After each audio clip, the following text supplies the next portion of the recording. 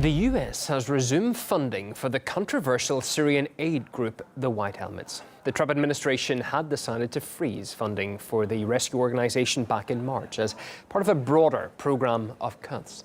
The State Department says that it's releasing $6.6 million in aid, which will be split between the group and an independent UN agency investigating war crimes in Syria.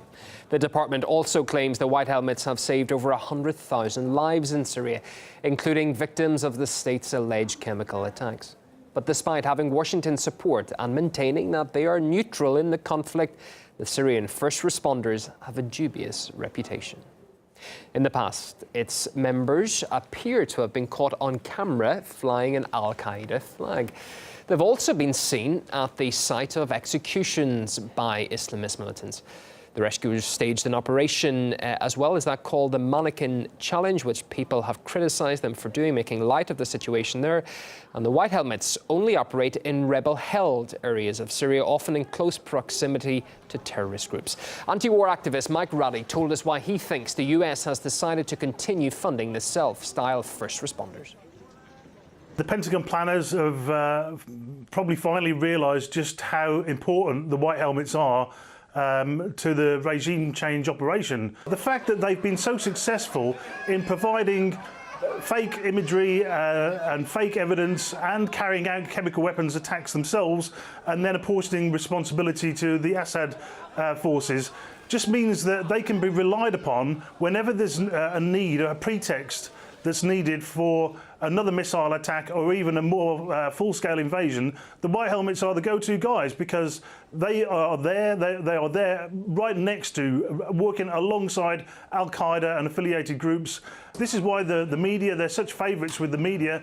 It's why they won the Oscar, it's why they were nominated for a Nobel Prize.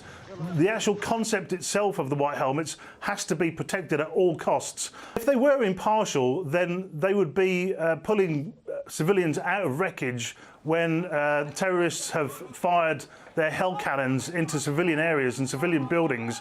But they're never seen there. They're never seen in government-held areas. They are only seen in terrorist-occupied areas where terrorists have got civilians held as captives and as human shields. And what we see is when there is, like in the case of Eastern Ghouta and Douma, the terrorists left in the green buses and they went north to Idlib.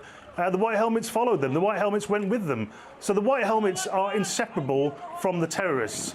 Much of even the equipment that they're alleged to have used has been either donated or stolen from the real Syria Civil Defence, which is an established organisation going back to the 1960s, registered with the international body that looks after civil defence units across the world.